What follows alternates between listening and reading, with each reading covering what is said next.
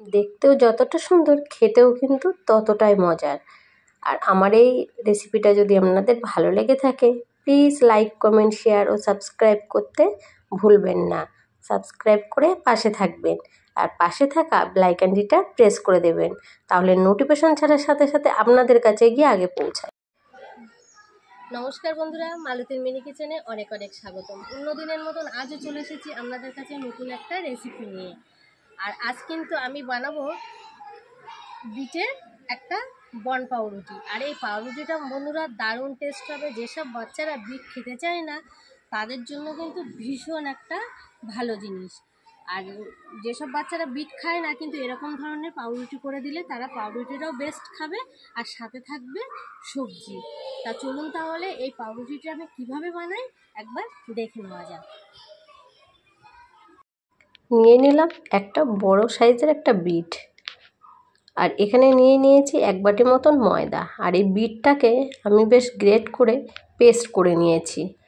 আর 1 বাটি ময়দার মধ্যে দিয়ে দিলাম 1 চামচ মতন লবণ আর 1 চামচ মতন চিনি, আর দিয়ে দিলাম এখন 1 চামচ মতন ইস্ট।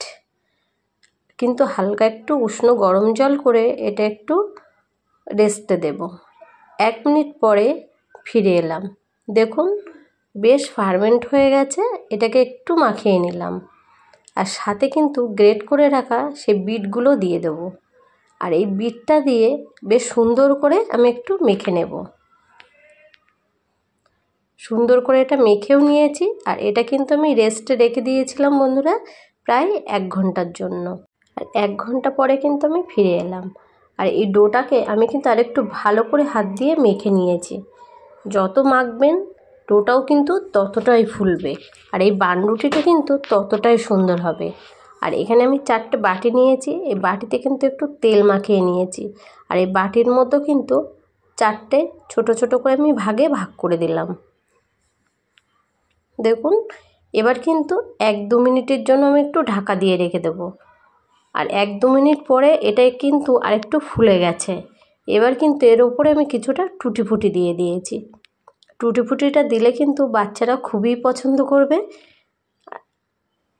এবার কিন্তু একটা ওভেনে আমি একটা ডেস্কি বসিয়ে দিয়েছি, তাতে একটা স্ট্যান্ড দিয়ে দিলাম।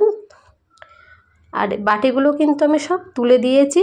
এখানে আমি 20 মিনিটের মতন বেক করে নেব। ফিরে আসছি 20 মিনিট পরে। আর দেখুন কতটা ফুলেছে আমার এই বানরুটিগুলো। আর একটুও কিন্তু ছুরির ভিতরে লেগেও নেই। ছুরি দিয়ে কিন্তু আমি একটু চেক করে নিলাম। দেখুন বন্ধুরা আমার কিন্তু পাউরুটিটা একদমই রেডি হয়ে গেছে। আর আমি কিন্তু ওভেন থেকে নিয়েও কিন্তু চলে এসেছি। আর এই পাউরুটিটা কিন্তু আপনাদের কেটে দেখাবো যে কতটা সুন্দর হয়েছে খেতে।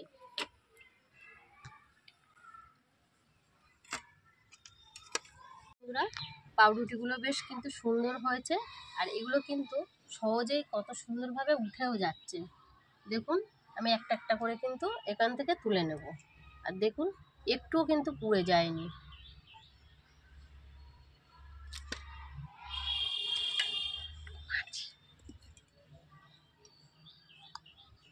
সবকটা পাউরুটি কিন্তু তুলে নেবো এমন করে। আর সুন্দরভাবে কিন্তু উঠেও যাচ্ছে।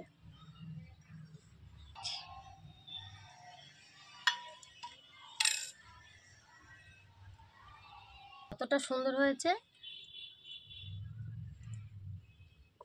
আর এই পাউরুটিটা কিন্তু আপনারা কোনো জেলি দিয়ে কিংবা টমেটো সস দিয়েও কিন্তু খেতে পারেন। তার থেকে কিন্তু বেস্ট হবে যদি আপনারা ক্রিম দিয়ে খেতে পারেন, কেকের যে ক্রিমটা পাওয়া যায়। আর আমি এখানে কিন্তু কিছুটা ক্রিম নিয়ে এসেছি। এটা কিন্তু টোপোলাইট ক্রিম। এই ক্রিমটা আমি একেবারে বেক করেই নিয়ে এসেছি। তা আমার এই ক্রিমের কিন্তু ভিডিও দেওয়া আছে, আপনারা পরে দেখে নেবেন। আর এই ক্রিমটা আমি কিভাবে এর সাথে রুটির সাথে ব্যবহার করি দেখে নিন।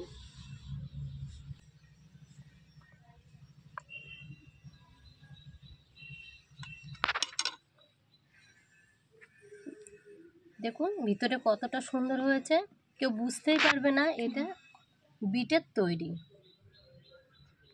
আর কতটা সফট আর নরম, এটা কিন্তু কেউ বুঝবেই না বাচ্চারা যে এটা বিট দিয়ে বানানো হয়েছে।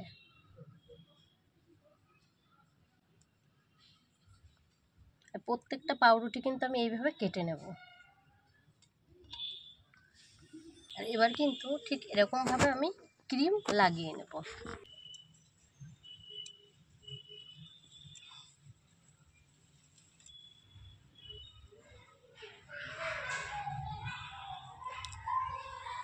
দেখুন বন্ধুরা কত সুন্দর লাগছে, আর বাচ্চারা কিন্তু খুব সুন্দরভাবে কিন্তু এটা খেয়ে নেবে।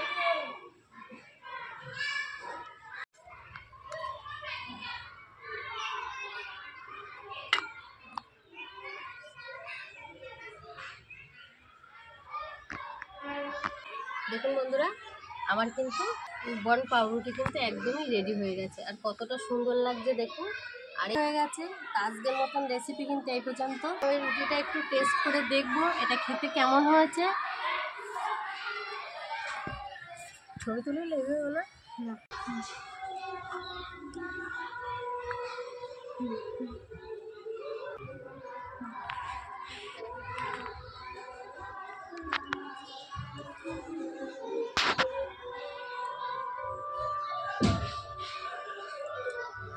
বন্ধুরা খেতে কিন্তু দারুণ হয়েছে, তা আপনারাও কিন্তু এরকমভাবে বাড়িতে বানিয়ে নিন, নিজেরাও খান আর বাচ্চাদেরও খাওয়ান।